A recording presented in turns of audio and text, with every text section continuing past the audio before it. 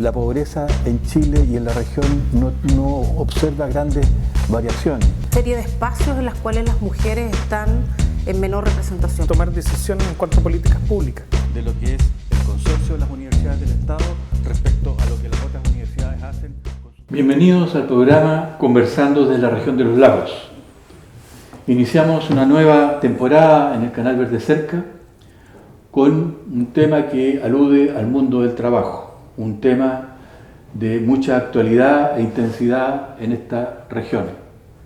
Hoy día conversamos desde la región de los lagos con Ricardo Casas, que es secretario general de la Federación de Trabajadores de las Industrias Pesqueras. ¿Cómo estás? Hola Jorge, muy bien. En el último tiempo y particularmente en torno a las reivindicaciones de los trabajadores, el año pasado hubo grandes insatisfacciones y a la luz de la discusión de la reforma laboral, la Central Única de Trabajadores se planteó como primera actividad hacer un movimiento al inicio de año con el objetivo de manifestar las cosas que estaban pendientes, entre ellas las pensiones, los bajos salarios, la precariedad del trabajo y otros temas relacionados. ¿En qué pie se encuentra el movimiento sindical en la región? ¿Cuál es tu percepción de la situación de los trabajadores en este mes de inicio del año? Mira, primero decir que la central ha estado hace mucho tiempo tratando de poner temas en la agenda. Yo creo que la Central Unitaria de Trabajadores ha avanzado en ese tema. Esto parte hace mucho tiempo atrás con el tema de lo que fue el levantar el pliego de Chile. Hablemos de los años 2005, 2006 más o menos, donde ya se planteaban temas dentro de la central de educación, de pensiones y de los temas que hoy día están dentro de la agenda. Así que la verdad que ahí hay que reconocerle un punto a la central que logró, digamos, durante mucho tiempo instalar sus temas dentro de la agenda. No hay que, digamos, olvidar que es la CUT la que también comienza a plantear en algún momento el tema de una reforma tributaria y las reformas estructurales que hoy día se están viendo, eso es innegable. Lo que sí, digamos, ahí hay ciertos bemoles en relación a que hoy día el movimiento sindical está demasiado centralizado. De la CUT, por ejemplo, tú puedes ver, no sé, pues yo me atrevo a decir que sobre el 75% de sus consejeros nacionales son de la región metropolitana.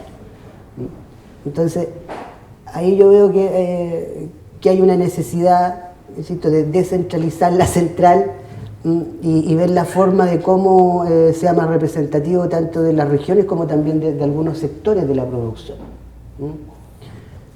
Ahora, en relación al tema de lo que consulta que tiene que ver con la reforma laboral en sí, mira, en lo personal yo la reforma no me gustó de sus inicios. Esperábamos una reforma no solamente en lo que tiene que ver con la negociación colectiva, como por ejemplo para mí es indispensable hoy día puede resultar muy pequeña cosa, pero la verdad que es indispensable entregar indemnidad o entregarle protección al trabajador que sirva de testigo de su compañero de trabajo en un juicio. Hoy día ese trabajador no tiene indemnidad.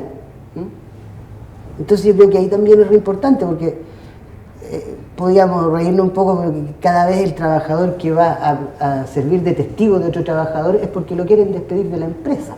O sea, él quiere irse de la empresa. Entonces yo creo que ahí hay puntos, digamos, en los cuales la reforma no se pronunció. La verdad que, como te insisto, nosotros esperábamos una reforma más global al código y no al encontrarnos la sorpresa que era solamente el tema de negociación colectiva.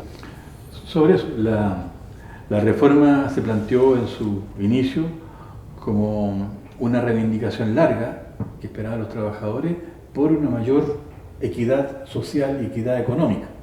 Es decir, que en la base de las desigualdades económicas y sociales en Chile estaba el hecho que la repartición entre capital y trabajo, producto de las mejorías de es decir, que los mayores grados de eficiencia, los mayores grados de productividad no iban en favor del trabajo y del capital de manera equitativa, sino que eran mayoritariamente y fundamentalmente beneficiaban a las altas direcciones de las empresas privadas y por lo tanto no había chorreo.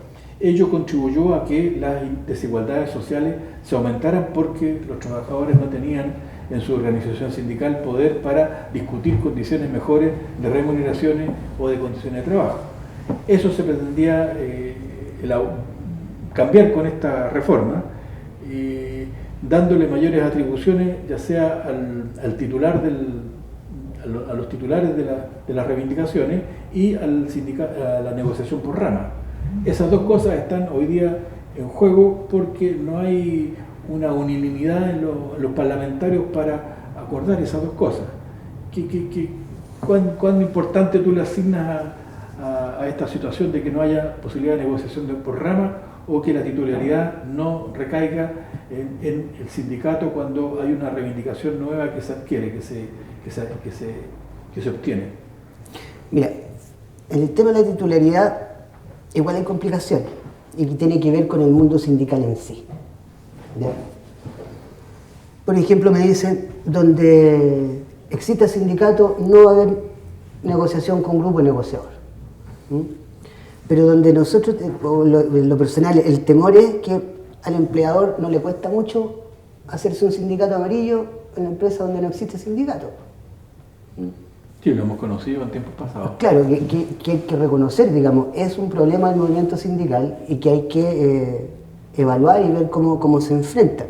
Y ahí, por ejemplo, es muy lapidario el tema porque cuando tú, por ejemplo, si logra el patrón hacerte un sindicato patronal, ¿ya? Va a estar 4 años, va a negociar colectivamente, esa negociación va a durar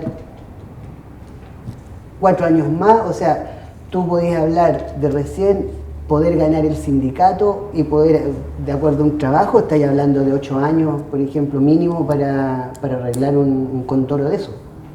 Entonces, el sindicalismo por rama, la negociación por rama, eso tendría a favorecer que los pequeños sindicatos, los más débiles, se cobijaban en los sindicatos más fuertes y por rama hacer una negociación más favorable.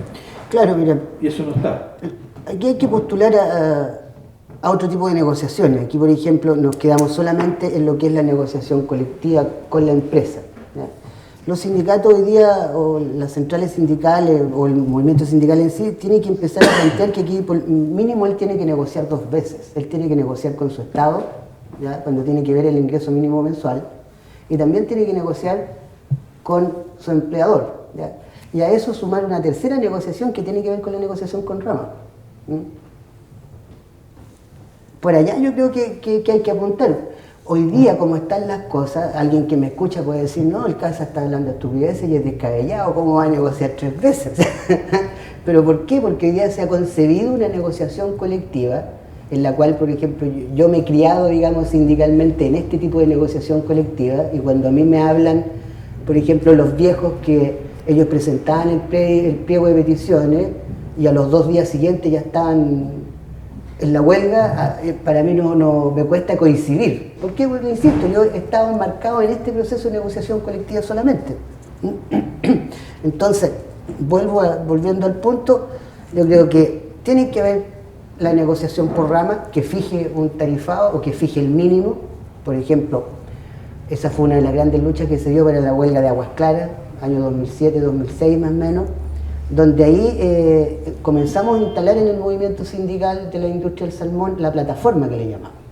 Entonces nosotros decíamos que había que fijar un ingreso mínimo sobre el que fijaba el Estado o el gobierno, ¿ya?, para la industria del salmón.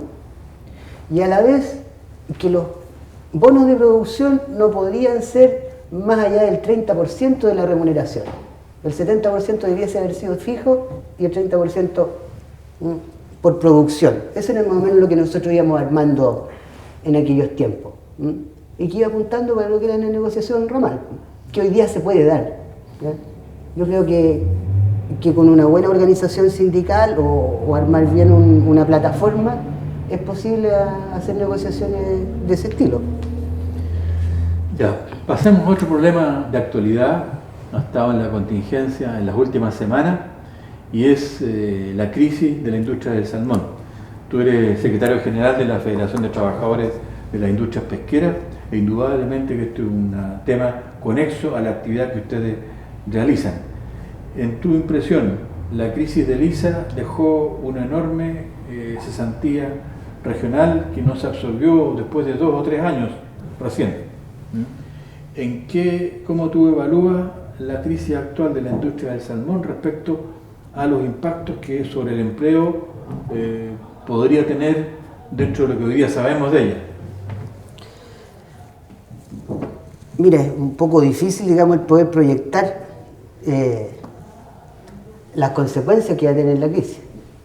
Porque si bien es cierto, ya han habido algunos despidos, pero la verdad que no sabemos cómo va a continuar más adelante. Entonces, en base a eso, compararlo con el tema de lo que fue la crisis del virus ISA, ahí ya tenemos una diferencia, porque nosotros se nos declaró ISA y al otro día comenzaron a despedir a la gente. Acá es distinto, se declaró un Bloom hace ya un tiempo y aún continúa en movimiento las plantas. Lo que sí, en el fondo, ¿dónde está la gran diferencia? Que para el virus ISA teníamos sindicatos dentro de las empresas. Y hoy día tenemos sindicatos, pero muy disminuidos. Más debilitados. Debilitados, y mire, yo te voy a dar el caso nuestro, nuestra federación, antes del virus ISA, 22 sindicatos afiliados, con un promedio de sobre 100 socios por sindicato. Hoy día tenemos 10 sindicatos, quedamos en algún momento después de la crisis, quedamos 4 sindicatos, ya pudimos ir subiendo, hoy día somos 10, ¿ya? Pero con un promedio no más allá de 50 viejos por sindicato. Entonces hoy día, ¿cómo enfrentamos la crisis? Aquí es indispensable que la gente del subcontrato se organice, para eso nosotros estamos disponibles, para cooperar en lo que nosotros podemos manejar, pero yo creo que esa es la gran diferencia, cómo viene estructurado el movimiento sindical y con los trabajadores dentro, como digo yo, del subcontrato, donde no existe la organización sindical, y hoy día yo creo que el peso va a caer en ellos, el tema de cómo enfrentar y cómo resolver algunas cosas. Digamos, los impactos de la crisis, es cierto que es difícil aventurarlo con mucha precisión, pero hoy día la naturaleza de la crisis ambiental es de tal envergadura que uno puede suponer de que si Salmón Chile reconoce un impacto de 100.000 toneladas del salmón, equivale entre 15 y 17% de la producción total del salmón, y eso está centrado en 44 centros de la región de los lagos que están en la parte norte del mar interior de Chiloé, el seno del Loncaví y la parte pacífico de Ancud hasta Maullín aproximadamente, que esa disminución, esa mortandad de 100.000 toneladas, que la estimamos un poco baja, nosotros creemos que es en torno a 135.000 toneladas el volumen total, eso va a afectar a los trabajadores. Por un lado, los trabajadores directos de la industria salmonera, porque van a tener menos actividad, pero porque la crisis ambiental va a impactar a la pesca artesanal. Es decir, eso va a afectar a las otras especies. 100.000 toneladas de salmón podrido emanando ácido sulfídrico, tocando, digamos, los fondos del borde costero, evidentemente que son una catástrofe, un terremoto, como lo anunció el director regional de Cernapesca. En ese sentido es que no va a ser menor el volumen de trabajadores desvinculados producto de esta crisis durante el año 2016. Y ahí, ¿cómo enfrenta esta amenaza de despido en los sindicatos? Mira, no sé si aquí me caeré en una estupidez, digamos, ¿ya? Pero cuando decimos que se ha perdido el 15 al 17% de la producción del año, podemos decir que va a disminuir en el 15 o un 17% las dotaciones de los trabajadores, como, digamos, ¿sí?, como mínimo, así como para poner un parámetro, ¿sí? Y no caer en el tema de que van a ser 2.000, 2.100, 2.200, digamos. En base a eso, más o menos calculamos que eso podría ser y que me es coherente, digamos, mencionar.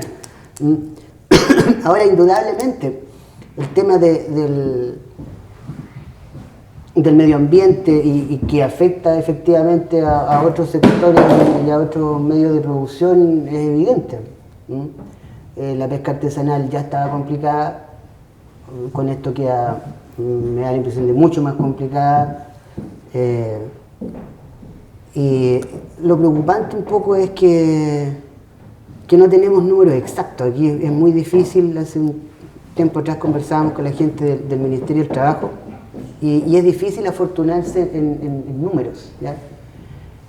¿Y dónde está el problema? Por ejemplo, hoy día unos dan una cifra en toneladas, otros dan otra cifra, digamos, y tiene que ver con que el Cernapesca, que es el organismo fiscalizador de la industria, no solamente de la industria, sino que de los organismos acuícolas, no tiene información fidedigna. Ellos recogen la información que les entregan las mismas empresas.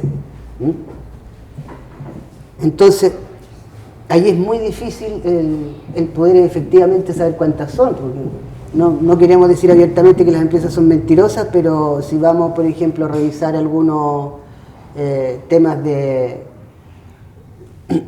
legales y revisar información referente a sentencias que han tenido empresas, la mayoría es por ocultar información, por no haber declarado cálico al tiempo, por no haber declarado una cantidad de veces a tiempo, por no haber declarado, no haber tenido ensilaje, etcétera, etcétera. O sea, ahí hay un gran problema. O sea, no sabemos en realidad cuál es la magnitud y yo creo que no se va a saber cuál es la magnitud. Pero ahí, el problema es el siguiente, de que en la crisis anterior del Lisa y en las otras crisis anteriores que sufrió la industria salmonera a las de Lisa, los pescadores, los obreros del salmón se transformaban en pescadores artesanales, volvían a sus orígenes, volvían a la pesca, volvían a ser trabajadores temporeros de las cosechas del verano o en general fluctuaban en torno al borde costero.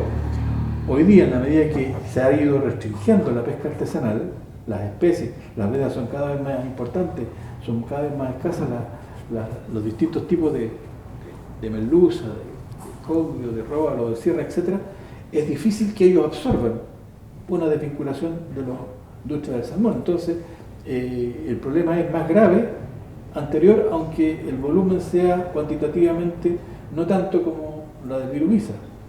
No sé si me explico, es decir, aunque sean menos trabajadores, aunque sean 10.000 y no 20.000 como fueron los de Lisa, los directos y los indirectos, de todas maneras, en la otra había un colchón a donde replegarse, porque ellos provenían de ser pescadores artesanales, provenían de ser obreros agrícolas, provenían de trabajar en el borde costero, eran colectores de pelillo, de yuyo, de cochayuyo, etc.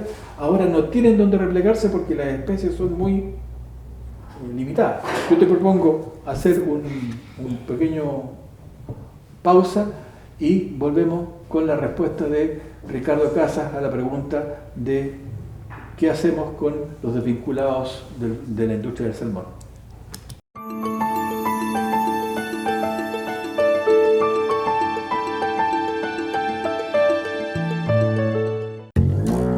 Miles de personas hacen compras cada día en panaderías, supermercados, tiendas y otros establecimientos.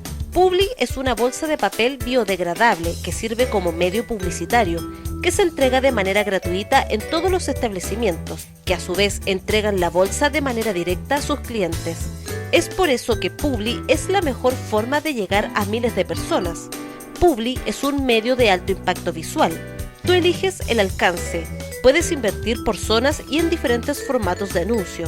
Queremos aportar al mundo con una opción biodegradable, con bolsas hechas de papel que provienen de bosques sostenibles. Esta es la mejor forma de hacer publicidad y hacerle bien a nuestro planeta. Publi pone las marcas sobre la mesa. Somos el soporte número 1 en el mundo en branding de bolsas ecológicas. Publi es una marca de Publi Ideas. www.publipan.cl.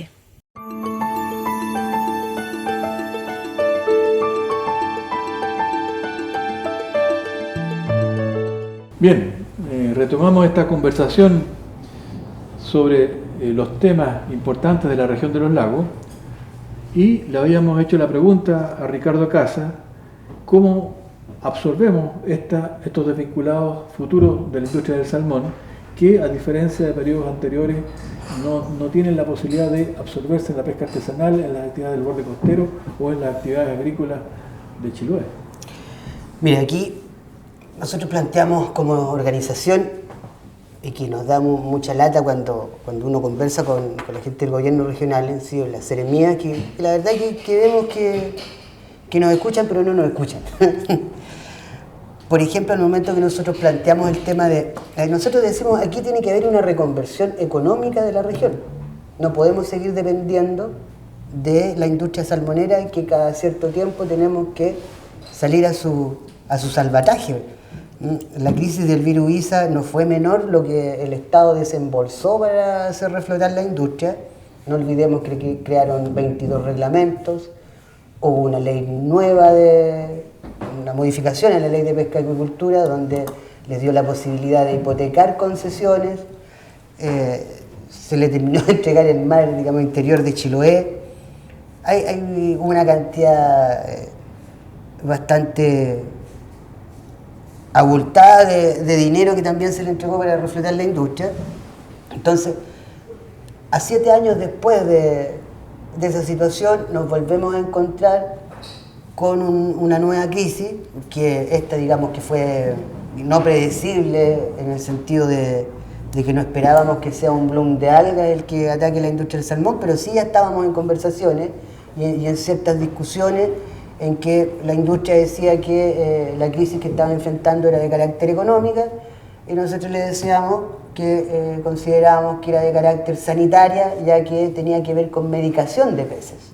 Ellos dicen, nosotros estamos teniendo menor precio en el mercado internacional porque nos acusan de medicar nuestros peces. Entonces, claro, nosotros decimos, tú tienes que medicar a los enfermos. A pesar de que por ahí alguien de Subpesca dijo que era para prevenir enfermedades. Entonces, ahí hay una paradoja, y por lo tanto nosotros comenzamos a plantearnos el tema de una reconversión de la región en relación a cambiar el motor. ¿Quién es el responsable de la crisis del salmón? Yo he escuchado explicaciones de parte de los biólogos marinos, en los cuales dicen que esta proliferación de las algas se realiza cuando hay aumento de la temperatura. Pero ya ocurrió en 2009 una proliferación masiva de las algas en el mismo sector, y el fenómeno del Niño, como un calentamiento de la temperatura de las aguas de mar, también era previsible. Entonces, no parece tan casuístico, tan casual esta situación. La floración de algas se repite cíclicamente y la temperatura del mar también. Por lo tanto, aquí no hubo previsión en esta situación de que las algas se masifiquen en torno a las jaulas, impidan el paso del oxígeno, y eso no permita en el microplancton la producción de oxígeno, y por lo tanto los salmones se asfixian porque les falta oxígeno, y también las algas ayudan a que se les enreden en las branquias y les impide, digamos, alimentarse, etc. Esa es la explicación un poco biológica, pero yo creo que eso está dentro de los que son los conceptos de los procesos productivos. Ahora, eso se traduce directamente en que los que van a pagar los costos de la crisis son los trabajadores. ¿Cómo tú ves esta situación? Pagan los que pusieron a la industria en el exterior con su trabajo y su calidad, digamos, esos son los que terminan pagando. Paradójico. Mira, yo lo considero sumamente difícil en el ambiente que hoy día está, saber o ver quién es el culpable de la crisis. ¿Ya? Vamos a tener un montón de hipótesis, por ejemplo, no sé, pues, una de las tantas que yo puedo plantear es el hecho de que el cálibus y varias enfermedades se trataban con pesticidas. Por lo tanto, aquellos bichitos que se alimentaban de esta flora marina ya no están, por lo tanto, creció juntamente con la elevación del clima, y eso también de una u otra forma tiene que afectar, digamos. no es por ponerse pesado ni disparar para todas partes, pero los marinos debiesen tener algún protocolo o algún tipo de control de que yo no puedo andar acarreando bidones con pesticidas en el mar. Ellos dicen, no, nosotros tenemos protocolo y todo lo demás, pero no ha pasado nada porque han pasado cientos y cientos de litros de pesticidas que han pasado por el mar. Por otro lado, responsabilizar al Cernapesca. El Cernapesca es un organismo que la verdad que no tiene ninguna capacidad de regular ni de fiscalizar. Y ya lo vimos, por ejemplo, en el virus ISA. Y ellos decían, mira, estamos muy contentos que subimos nuestra dotación de 4 fiscalizadores a 9 fiscalizadores. ¿Qué haces con 9 fiscalizadores? Pues tú mirás y de repente escuchás y tiende de repente uno a sonreírse con ese tipo de apreciaciones, porque cuando tú, por ejemplo, le preguntas al agente de Cernapesca y quién a ti te da los datos, ¿cómo tú entonces, si no tienes la capacidad de llegar, no sé, a una balsa jaula de WAR, por decirle, ¿cómo tú sabes los datos? No, a mí me lo envía el jefe de centro. Entonces es un organismo, considero yo, que ha dejado inocentemente tal vez, deja que lo engañen. Ellos saben que le están entregando datos falsos, pero ellos no van a corroborar.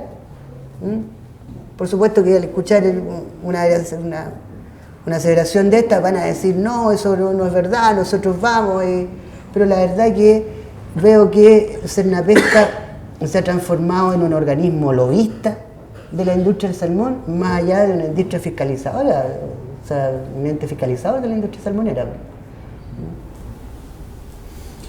Aquí parece que el problema principal es que el sistema ecológico, el sistema del mar, no resistiera una producción y engorda del salmón tan intensiva. Parece que con la experiencia del virus ISA, con esta experiencia sobre la proliferación de las algas, con otros indicadores de menor impacto, parece que el ecosistema no fuera capaz de recibir una cantidad de metros cúbicos, de kilos de salmón por jaula, que finalmente la hacen, por un lado, la proliferación de bacterias, lo que lo obliga a la industria a usar antibióticos, y por otro lado aparecen cosas naturales como son las algas, y que tampoco son dominadas por... Entonces el ecosistema está saturado, está demasiado utilizado y no puede defenderse, no puede reponerse, no puede limpiar con las corrientes marinas, con los temporales, no puede limpiar el agua para revitalizarse nuevamente. ¿Te parece a ti que eso está a la base de la necesidad que tú señalabas de la reconversión económica de la industria del salmón y no ser tan dependiente de ella? Mire, ahí tenemos varios líos. Como te digo, por ejemplo, ya, reconversión económica, nosotros decimos ya, ok, vamos nosotros a procesar lo que tiene que la producción de la pesca artesanal. Pero ¿qué hacemos con el intermediario de la pesca artesanal? ¿Por qué debe existir un intermediario en la pesca artesanal donde le va a comprar a playa y a un precio bajísimo? Lo vemos también, el mismo caso se da en el tema del alga o las algas, ¿ya? También existe el intermediario que tiene su galponcito, que hay, digamos, en la copia. Yo creo que ahí hay una falencia, digamos, el dealer que se le llama. Ese debiese desaparecer en una primera instancia, como para que esto vaya mejorando. Lo otro que tiene que ver ya con un tema más político y que se nos avecina, que tiene que ver con temas constitucionales. O sea, el Estado hoy día está imposibilitado de invertir en empresas. Hoy día, por ejemplo, para esta crisis pudiésemos tener esa herramienta, ¿ya? El Estado podría invertir. Nosotros, por ejemplo, hablamos del tema del chorito, y que no es que nosotros hablemos solamente, sino que esto es una teoría que viene ya dando vuelta hace años ya. El tema de incorporar chorito a la dieta de las Fuerzas Armadas, 2 raciones puede ser a la semana, incorporar también chorito a la alimentación de los niños del programa Junaed, Lo otro que planteamos también, ¿por qué todo que tiene que ser para exportar? ¿No existe un mercado nacional?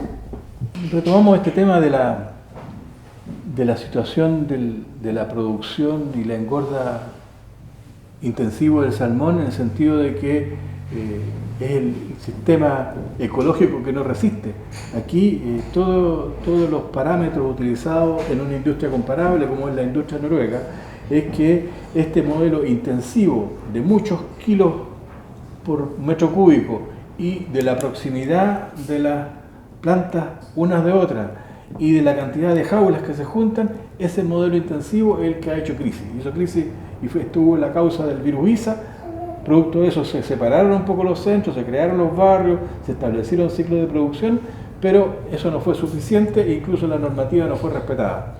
Entonces, hoy día la industria del salmón sustentable pareciera que debiera orientarse hacia relocalización de las concesiones existentes, un distanciamiento de ellas y una norma estricta de la cantidad de salmones que pueden ser engordados al mismo tiempo en un mismo lugar. Y una de las tendencias que están utilizando en esta industria salmonera exitosa como la noruega es de llevarla y situarla donde hay corrientes marinas, llevarla más hacia el interior del mar, porque ahí se limpian todo lo que son las fecas de salmón, todo lo que son los pellets que no se alcanzan a comer, los salmones de su jaula, todo lo que es la orina, todo lo que son las cosas que se van acumulando debajo de la jaula, en torno a la jaula, y que son una gran fuente bacteriológica. Entonces, la industria del salmón sustentable se orientaría hacia menos intensidad en la alimentación, en la distancia que ellas se encuentran, en la forma como están siendo engordados. Mire, me hizo acordar de César Barro, cuando César Barro, en su primera intervención que hace en la industria del salmón en una cena, él dice que ningún sindicato ni ninguna negociación colectiva iba a subir los sueldos 19 veces ni a compararnos con los trabajadores noruegos, porque ellos tenían internet y también eran inteligentes, ¿no? ¿Y por qué me acuerdo? Porque usted cuando me hace la pregunta y al compararnos con Noruega, yo puedo decir ningún empresario salmonero chileno pudiese compararse con algún productor noruego porque tiene internet y porque la verdad que han sido bastante más inteligentes, ¿ya? Me hizo acordar de eso. Ahora, en el tema de producción, mire, yo me he querido ir convenciendo en lo personal de que sí efectivamente puede haber producción de salmones en Chile. ¿Cómo nos imaginamos esta producción sustentable? Con producciones mar adentro, donde haya mayores profundidades, donde haya mayores corrientes. Pero ahí ya tenemos que hablar de plataformas, casi plataformas petroleras, ¿ya? Con seguridad para los viejos, con que no se van a ir, digamos, de la corriente, ¿ya? Tenemos problemas ahí por la gente del tema del fondeo, los buzos, cómo será bucear en esa agua, ahí hay varias cosas, pero yo me quiero convencer, digamos, porque todo el mundo ha dicho que la industria puede ser sustentable, y me quiero convencer que de esa forma puede ser. Hay muchos biólogos que dicen Chile no es sustentable para criar salmones, o sea, desde que tú lo estás vacunando de cuando tiene 20 centímetros, ya los has vacunado, le has instalado ya por lo menos 100 gramos de medicamentos porque nadie puede vivir aquí. En el tema, por ejemplo, que habla Salmón Chile, que lo que tiene que impulsar en su gran campaña de marketing es que tenemos excelentes condiciones de producción de omega 3. Ellos no hablan de producción de salmones, ellos hablan de el rico nutriente del omega 3, digamos. Pero eso se ha ido terminando, o sea, cada vez, como hablábamos hace un rato atrás, del calentamiento global. En el movimiento sindical tenemos que comenzar a hablar del calentamiento global, o sea, hoy día nos afecta directamente y nos afectó en una semana. Hubo un calentón de agua, nacieron las flores, las algas y es complicado, o sea, ya no están las condiciones de antes, no podemos seguir hablando o diciendo lo mismo que es lo mismo que producir 20 años atrás salmón, que es lo que producir ahora. Efectivamente hay menos fauna marina.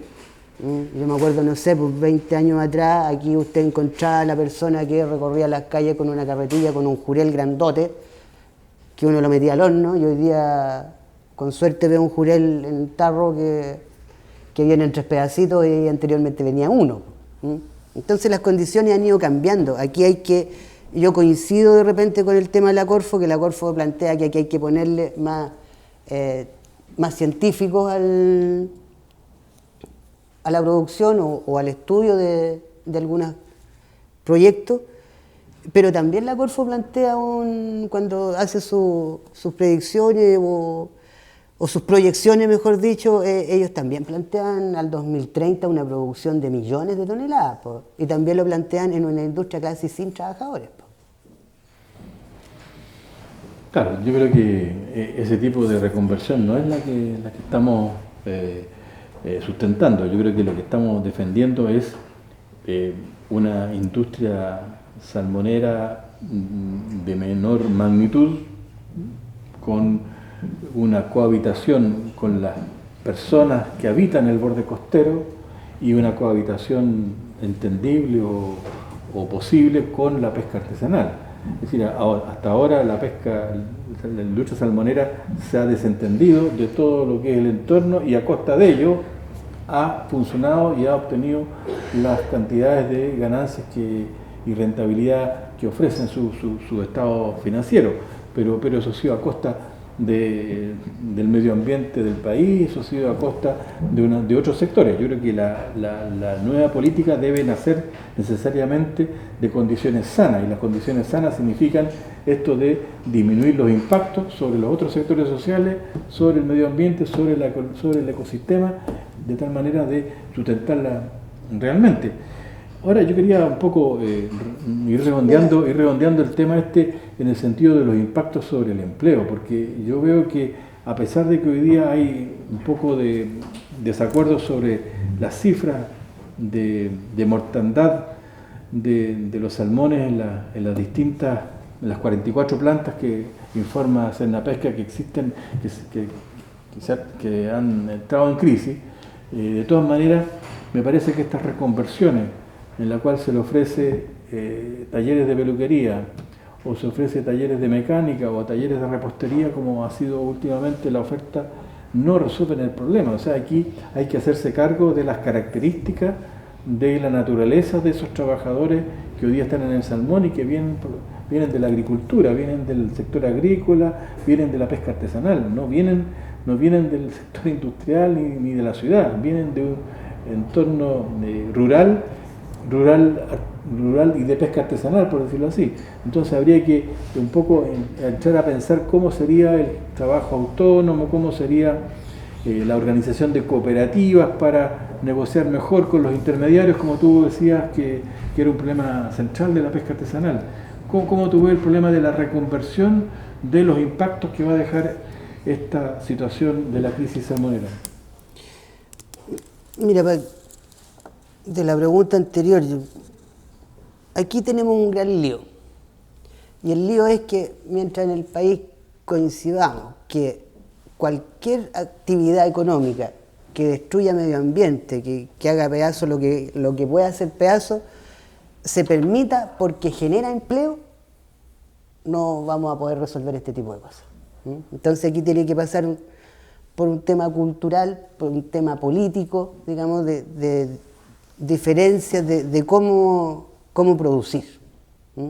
Y esto no tiene que ver tan solamente con el tema del valor agregado, y etcétera, etcétera. Insisto, mientras se coincida que yo puedo destruir lo que sea, a costa de sea, por entregar empleo, no tenemos nada que hacer. Ahí es súper complicado. En el tema de la reconversión, yo vuelvo a repetir, es súper complicado. Mira, por ejemplo, nosotros planteamos el tema de cooperativas para la crisis del virus ISA. Avanzamos. Yo considero que avanzamos, pero también descubrimos que el sistema cooperativo es un sistema que no cualquiera puede ir.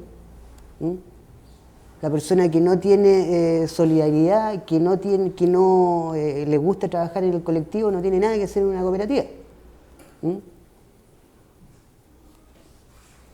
Por ejemplo, en algún momento nos planteamos el que desde el Servio nos dijeron, mira, sabe que nosotros tenemos líos con los subsidios que tienen que ver con el arreglo de casas.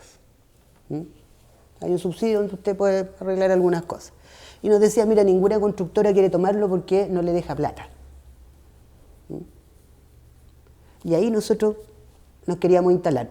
¿Mm? Decíamos, mira, no sé, unas 4 cuadrillas de trabajadores, que poder ver el tema de Alerce, cuál era la necesidad. Decíamos, bueno, en ese tiempo era mucha seguridad, por lo tanto decíamos, mira, poner el cierre perimetral, más un poco de protección en las ventanas, por ejemplo, y tendríamos solucionado ya como para 12, 15 viejos algo. ¿Mm?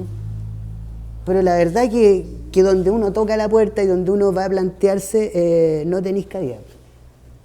No tenéis cabida cuando tú hablas de reconversión económica, todo el mundo queda a la defensiva pensando que nosotros lo que queremos es quitarle todo, que más o menos somos vengadores enmascarados, que queremos quitarle todo a la industria del salmón y entregársela más o menos a los pobres, ¿eh? Y que los vamos a dejar sin nada. Eso no es así. Se puede convivir con otros procesos productivos. Vuelvo a insistir, hay que depurar el tema.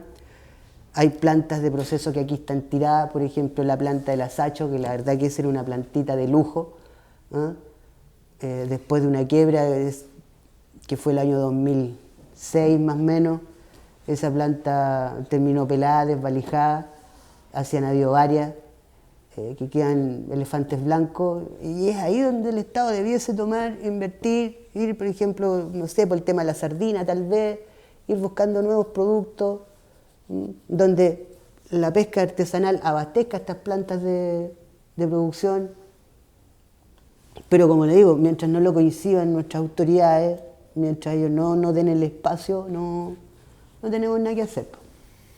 O sea, el espacio de la reconversión laboral de esos trabajadores se ve difícil, porque, bueno, tú citabas las cooperativas. Yo creo que hay distintos tipos de cooperativas. Hay cooperativas de servicios, hay cooperativas para los aspectos financieros que se juntan y se cooperan nada más que para obtener dinero, cooperativas tecnológicas para ciertos servicios, cooperativas comerciales para poder vender. Es decir, no tiene por qué ser compartir los medios de producción o la cuestión fundamental, sino que también puede ser parcialmente para algunos aspectos que son los más relevantes, digamos, de valorar el trabajo que hace la pesca artesanal en este caso, o trabajadores individuales. Finalmente, para ir redondeando el programa de la conversación de hoy día, ¿cómo ves tú el sindicalismo en sí? ¿Esto va a fortalecer el sindicalismo? ¿Va a debilitar la actividad de los trabajadores? Si le colocamos todo junto, es decir, la nueva legislación laboral, más, digamos, los conflictos y movilizaciones que se van a seguramente producir en torno a ello. Mire, de cada crisis una oportunidad. Yo creo que hoy día nosotros tenemos la oportunidad de organizar a los trabajadores del subcontrato, porque hoy día se va a ver la necesidad de organizarlo. En sindicatos interempresas creo que es la propuesta que hacemos, y nos va a permitir que cuando esta industria se recupere, porque tengo entendido que no va a perecer, digamos, lleguemos con estos trabajadores organizados. Ese es el desafío y esa es la oportunidad que hoy día el movimiento sindical debiese abordar. O sea, más allá de jugar a lo que estamos acostumbrados, digamos, que es atender contingencias del momento, del instante, tenemos que empezar a mirar para el futuro.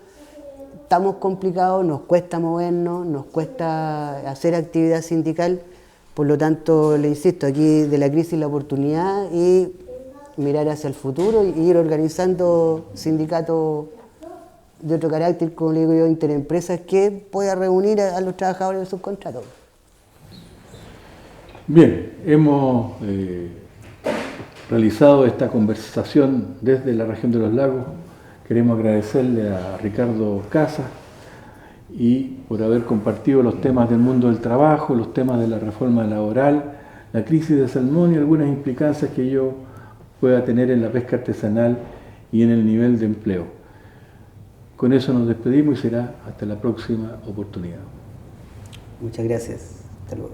La pobreza en Chile y en la región no observa grandes variaciones. Serie de espacios en los cuales las mujeres están en menor representación. Tomar decisiones en cuanto a políticas públicas. De lo que es el consorcio de las universidades del Estado